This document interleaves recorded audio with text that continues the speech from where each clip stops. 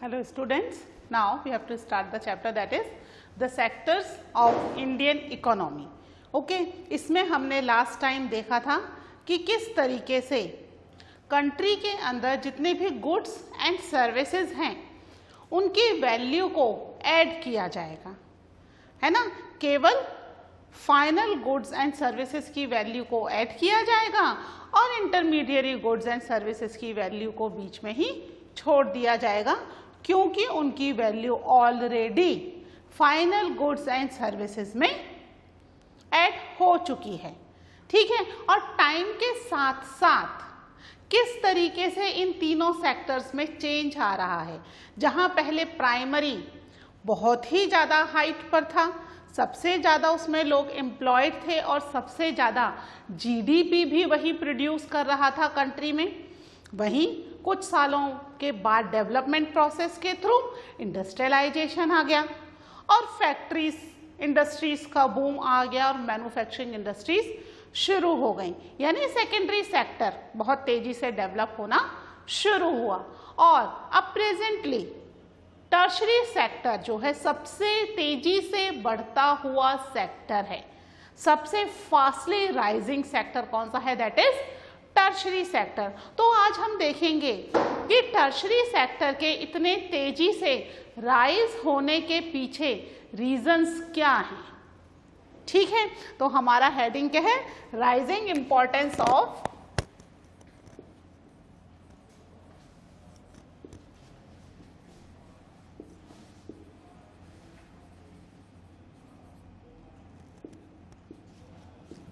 Tertiary sector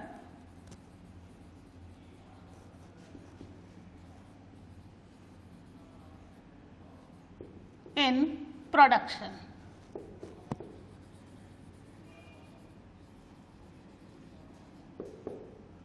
ठीक है, production के अकॉर्डिंगली क्यों इतनी तेजी से टर्शरी सेक्टर बढ़ता चला जा रहा है ना। हमने देखा कि 2073 और 74 में बच्चों आपकी बुक के अंदर ये ग्राफ दे रखा है ना, कि प्राइमरी और टर्शरी का जो जीडीपी था कंट्री के अंदर लगभग सेम था, है ना। सेकेंडरी सेक्टर का थोड़ा कम था, बट प्राइमरी और टर्शरी का लगभग सेम था in the year of 1973 and 74। वहीं पर 2013-14 लगभग 40 ईयर के गैप में ये जो डिफरेंस था ये बहुत ज़्यादा बढ़ गया।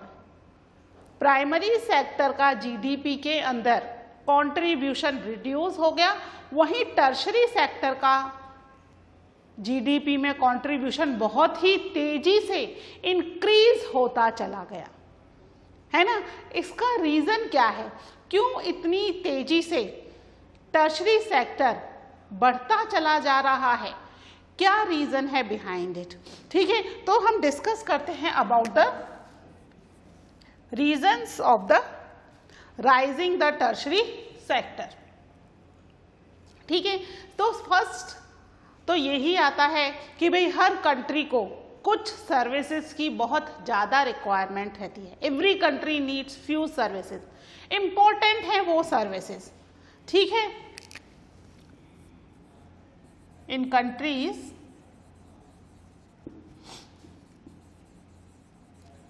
several services are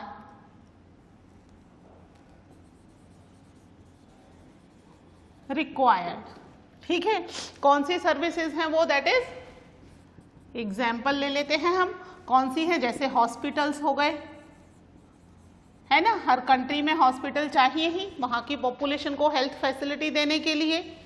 her country में पुलिस की ज़रूरत है प्रोटेक्शन के लिए, लोगों को लॉ एंड जस्टिस के अकॉर्डिंगली रूल करने के लिए। ठीक है, पोस्ट एंड टेलीग्राफ की ज़रूरत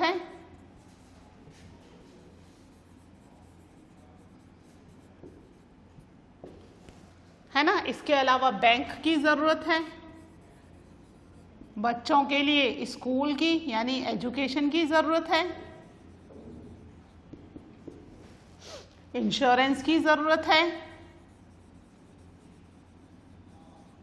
ठीक है। ऐसे ही और भी बहुत सारी चीज़ें हैं जिसकी हर कंट्री को ज़रूरत है।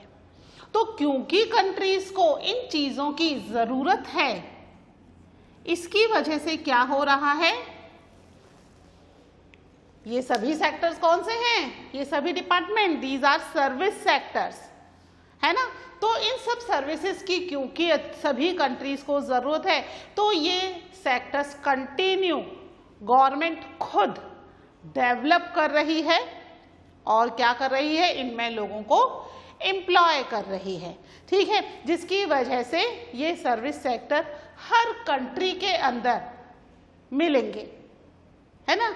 हर इन चीज़ों की ये बेसिक चीज़ें हैं जो लोगों को चाहिए, और भी बहुत सारी चीज़ें हैं, ठीक है, जो लोगों को चाहिए ही चाहिए। इसके अलावा और क्या रीज़न है, जैसे जैसे एग्रीकल्चर और इंडस्ट्रीज का डेवलपमेंट हुआ, वैसे वैसे टर्शरी सेक्टर की रिक्वायरमेंट भी बढ़ी। कैसे बढ़ी, अगर एग्रीकल्चर बहुत ज़्यादा अच्छा प्रोड्यूस करेगा तो उसको ट्रांसपोर्ट करके इंडस्ट्री तक ले जाने के लिए, और इंडस्ट्री से बने हुए माल को फिर मार्केट में सेल करने के लिए, इन सब के लिए किसकी ज़रूरत पड़ी, सर्विसेज की, ठीक है। तो development of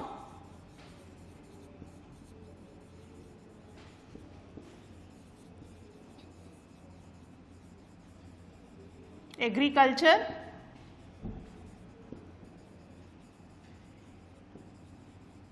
and industries need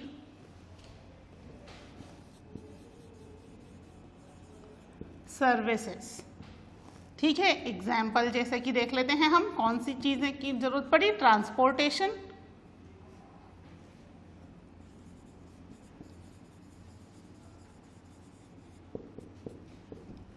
communication,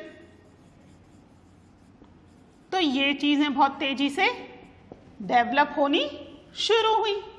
transportation और कम्युनिकेशन, ये चीज़ें बहुत तेज़ी से डेवलप होनी शुरू हुई, और नए नए ट्रांसपोर्टर्स और नई नई कम्युनिकेशन की फैसिलिटीज़ आनी शुरू हो गई, ठीक है। अब क्योंकि एग्रीकल्चर और इंडस्ट्रीज़ का डेवलपमेंट हो रहा है, लोगों के पास अच्छी अर्निंग है। अब क्योंकि उनके पास अच्छी अर्निंग आ रही है लोगों के पास, तो ज़्यादा अर्निंग की वजह से अब उन्हें क्या चाहिए, दे नीड मोर सर्विसेज, ठीक है। क्यों नई सर्विसेज की ज़रूरत पड़ी, क्योंकि अब टाइम नहीं है, दे आर बिजी, है ना। अर्निंग करने में वो लोग इतने बिजी हैं कि दे नीड मोर सर्विसेज, ठीक है। जैसे जैसे इनकम बढ़ी, as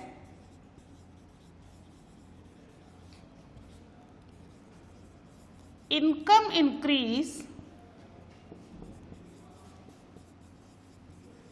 people demanded the new and more facilities,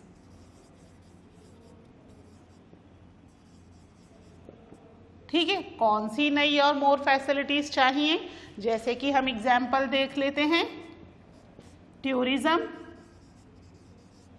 पहले घूमने जाना था तो हम खुद ही प्लान बना लेते थे, कहाँ जाना है, कैसे जाना है, कहाँ रुकना है, क्या करना है। लेकिन अब टूरिज्म इंडस्ट्रीज आ गई, है ना। टूरिज्म इंडस्ट्री क्या करती है, हमारी पूरी ट्रिप प्लान करके हमें दे देती है, बदले में अच्छा खासा पैसा ले रही है। तो पैसा तो हमारे पास है, तभी तो हमें नई सर्विसेज की ज़रूरत पड़ रही है ना। तो वो हमें पूरी ट्रिप प्लान करके दे देती है, कैसे जाना है, कहाँ जाना है, कहाँ रुकना है, कहाँ क्या करना है, कैसे घूमना है, एवरीथिंग। क्योंकि पैसा ज़्यादा हो गया तो हमें गवर्नमेंट फैसिलिटी अच्छी नहीं लग रही, जो कि गवर्नमेंट हमें प्रोवाइड कर रही है ना। तो अब हमें क्या चाहिए, वी नीड प्राइवेट फैसिलिटीज, हमें प्राइवेट हॉस्पिटल्स चाहिए। We are ready to expend the money, कितना भी पैसा लो पर हमें फैसिलिटीज़ ज़्यादा चाहिए, हमें प्राइवेट हॉस्पिटल्स चाहिए, हमें प्राइवेट स्कूल्स और कॉलेजेस चाहिए,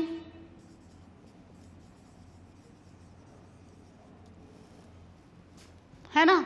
इसके अलावा भी बहुत सारी इंडस्ट्रीज हैं, जैसे हॉस्पिटैलिटी इंडस्ट्री, है ना। अगर कोई बीमार पड़ जाता है तो हम कई बार उसको ले जाते हैं फॉरेन कंट्रीज में या किसी दूसरे बड़े शहर में फॉर द ट्रीटमेंट, तो उसके लिए बाकायदा हमें डॉक्टर्स वगैरह वहाँ रहना, आना जाना, ट्रीटमेंट का सारा इंतज़ाम हमें कंप्लीट इंतज़ाम मिल जाएगा हॉस्पिटैलिटी इंडस्ट्रीज़ में।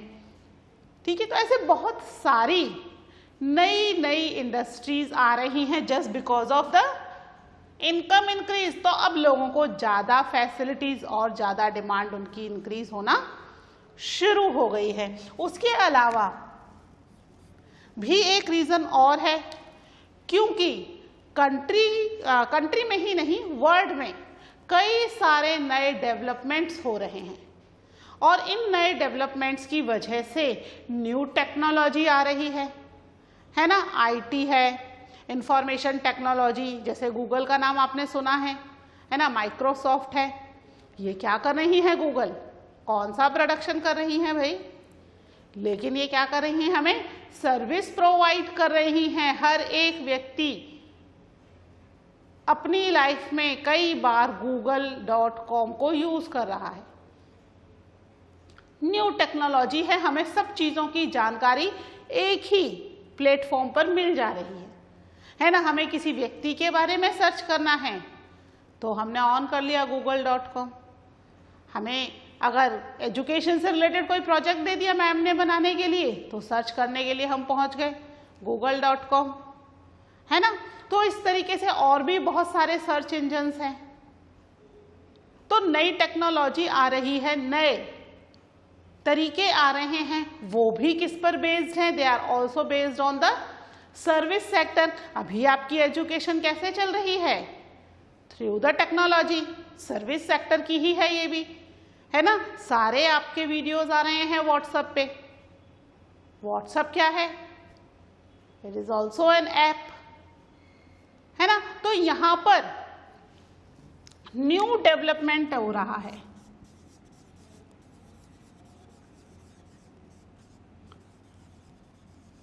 New development increase the dependency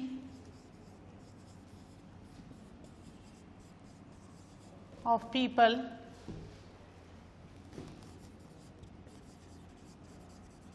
in technology। ठीक है, टेक्नोलॉजी आ रही है कई सारी, है ना, और कई सारे नए नए हमारे को डेवलपमेंट देखने को मिल रहे हैं। और वो सारी टेक्नोलॉजी क्या है, that is also based on the service sector और द टर्शरी सेक्टर। ठीक है, तो यहां पर जितनी भी नए टेक्नोलॉजी आ रही है, it is dependency on technology. ठीक है, it is dependent on the information and communication, इसके ऊपर ही सारी टेक्नोलॉजी आ रही है। यानी कि सर्विस सेक्टर राइज होने का कोई एक दो नहीं, हमने 4 रीजन तो यहां लिख ही लिए। These are the 4 main reasons जिसकी वजह से सर्विस सेक्टर या टर्शरी सेक्टर बहुत तेजी से आगे बढ़ता चला जा रहा है। और अभी प्रेजेंटली कंट्री में जो जीडीपी है, जीडीपी भी सबसे ज़्यादा सर्विस सेक्टर ही प्रोड्यूस करके दे रहा है, क्योंकि सर्विस सेक्टर में ही सबसे ज़्यादा लोग एम्प्लॉयड हैं, है ना। सबसे ज़्यादा लोग सर्विस सेक्टर में एम्प्लॉयड हैं क्या इंडिया में? नहीं, इंडिया में सबसे ज़्यादा लोग एम्प्लॉयड हैं इन the primary sector. Service sector में लोग कम एम्प्लॉयड हैं, उसके बावजूद जीडीपी ज़्यादा है। क्यों ज़्यादा है? क्योंकि इनका वर्क ज़्यादा है ना, सर्विसेज प्रोवाइड करना, और सर्विस के बदले में अच्छा खासा पेमेंट इन्हें मिलता है। ठीक है, तो ये जो है ये 4 पॉइंट्स आप नोट डाउन कर लीजिए। फिर हम देखते हैं कि सबसे ज़्यादा लोग कहाँ एम्प्लॉयड हैं और क्यों एम्प्लॉयड हैं।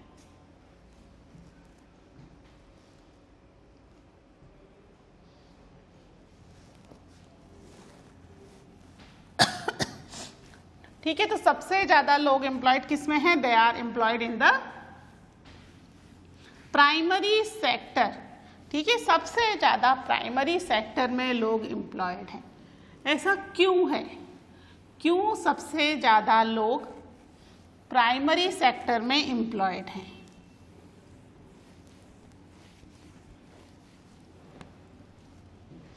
ठीक है, इसको हम एक बार डिस्कस करेंगे। अभी क्या है हमारा topic? Where the most of people employed. ठीक है, कौन सा सेक्टर है जहां सबसे ज्यादा लोग एम्प्लॉयड हैं? अगर हम डाटा देखें तो इन 1973-74 के अंदर कंट्री की लगभग 75% population they were employed in the primary sector, है ना। प्राइमरी सेक्टर में एम्प्लॉयड थी और उस समय प्राइमरी सेक्टर में एम्प्लॉयड होना ठीक था, क्योंकि कंट्री की सबसे ज्यादा जीडीपी जो है वो भी कौन दे रहा था? That was also from the primary sector. लेकिन समय के साथ साथ जीडीपी जो है प्राइमरी सेक्टर की वो रिड्यूस होती जा रही है और टर्शरी सेक्टर की जीडीपी बहुत तेजी से इंक्रीज होती जा रही है। अभी प्रेजेंटली भी प्राइमरी सेक्टर में लगभग 50% population of the country is employed. That is not a good sign for the development of a country. Why it is not a good sign for the development of a country? Because if more people are employed in the primary sector, that means they people don't find any alternate work to do.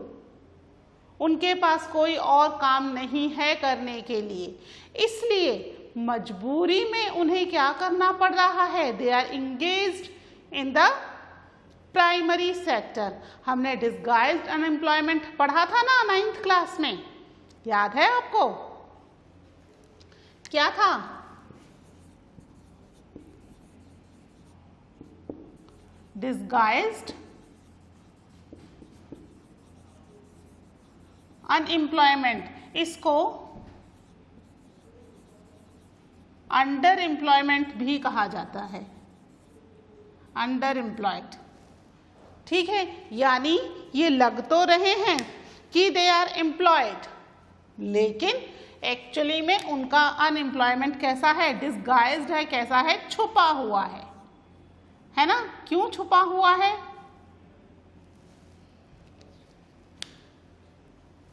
मान लीजिए किसी एक family में 6 member है। ठीक है, in a family there are 6 member. ठीक है, ये 6 मेंबर जो हैं वो एक ही फील्ड पर काम कर रहे हैं।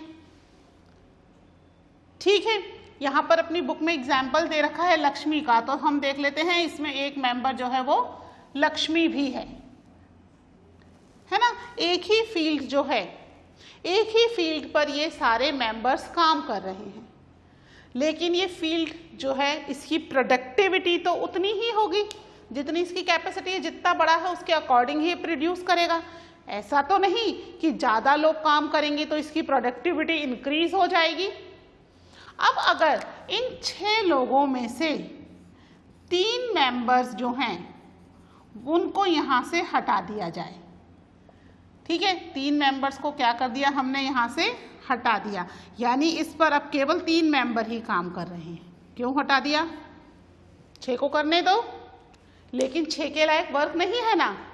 अगर एक छोटे से फील्ड पर ज़्यादा लोग काम कर रहे हैं, इसका मतलब वो व्यक्ति अपनी पूरा 100% पोटेंशियल उस काम को करने में यूज़ नहीं कर रहे, क्योंकि यहाँ ज़रूरत तो केवल 2 या 3 व्यक्तियों की है और एम्प्लॉयड कितने हैं यहाँ पर? 6 एम्प्लॉयड हैं, यानी काम कम है और व्यक्ति ज़्यादा हैं। तो हर व्यक्ति थोड़ा थोड़ा काम करेगा, यानी सभी व्यक्ति क्या है, एम्प्लॉयड हैं, काम सब कर रहे हैं, कोई भी फालतू नहीं है, no one is ideal, everyone is working in this field but they are not working according to their potential. वो जितना काम कर सकते हैं उतना काम वो नहीं कर रहे, क्योंकि उन्हें पता है ये काम दूसरा व्यक्ति कर लेगा, है ना। तो अगर हम इन 6 मेंबर्स में से 3 मेंबर्स को हटा दें और ये 3 मेंबर किसी और के फील्ड पर जाकर के लेबर वर्क करें या किसी इंडस्ट्री या फैक्ट्री में जाकर के काम करें, तो क्या हो जाएगी फैमिली की इनकम? फैमिली की इनकम जो है वो इंक्रीज हो जाएगी, है ना, क्योंकि फील्ड तो अब 3 मेंबर के काम करने पर भी उतना ही प्रोडक्शन देगा, इसका प्रोडक्शन इंक्रीज नहीं होगा। समझ में आ रही है बात? तो ये डिस्गाइज्ड अनएम्प्लॉयमेंट या अंडर अनएम्प्लॉयमेंट जो है वो कहाँ देखा जाता है? ये देखा जाता है इन the primary sector and basically in the rural areas, जहाँ पर ये अनएम्प्लॉयमेंट है। ठीक है, तो ये जो अनएम्प्लॉयमेंट है इसको हटाने के लिए कई सारे दूसरे अल्टरनेटिव वर्क की ज़रूरत है जिसे लोग कर सकें। जैसे लक्ष्मी के केस में वहाँ पर एक जो बड़ा जमींदार है, उस जमींदार के फील्ड पर उसे ज़रूरत थी काम करने वालों की, तो लक्ष्मी के फैमिली में 3 में से 2 मेंबर्स को सुखराम के फील्ड पर काम मिल गया। They get work in the field of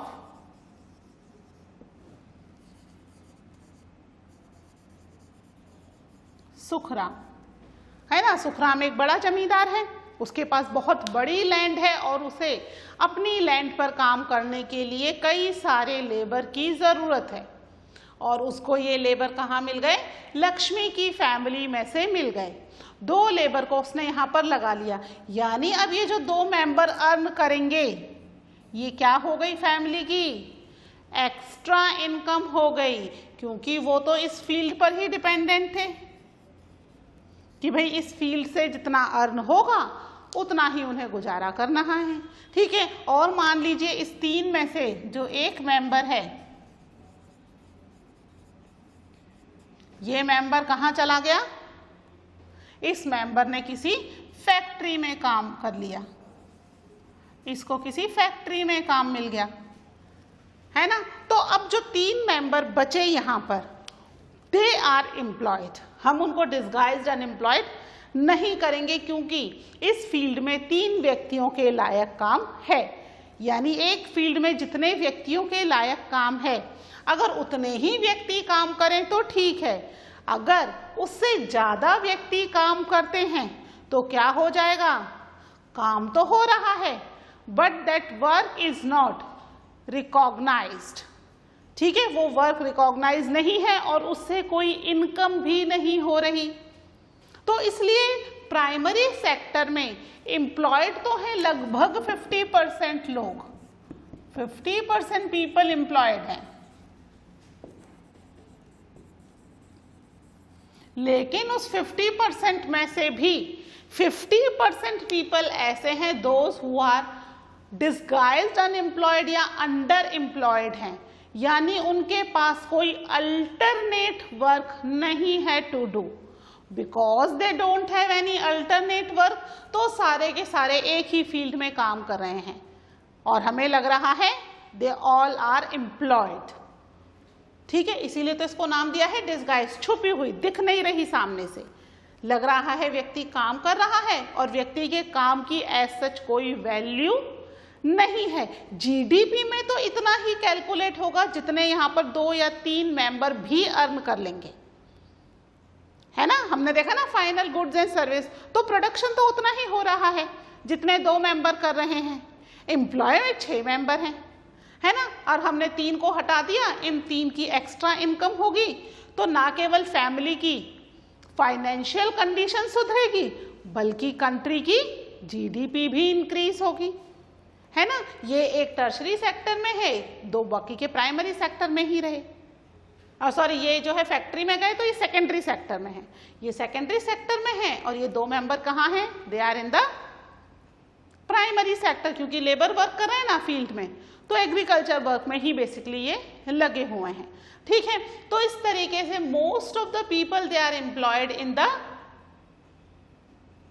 which sector, they are employed in the primary sector. लेकिन उसमें भी बहुत सारे ऐसे हैं, लगभग 50% पॉपुलेशन ऐसी है, those who are disguised unemployed. अगर उन्हें हटा दिया जाए वहां से और कहीं और वर्क पर लगा दिया जाए तो क्या होगा, कंट्री की ना केवल इनकम बढ़ेगी बल्कि उनकी फैमिली की फाइनेंशियल कंडीशन भी सुधर जाएगी। और टर्शरी सेक्टर में कंटिन्यूस नई नई डिमांड्स और नए नए डेवलपमेंट की वजह से वहाँ पर ज़्यादा से ज़्यादा लोग एम्प्लॉयड हो रहे हैं, क्योंकि उनके लिए वहाँ पर स्कोप है, ठीक है।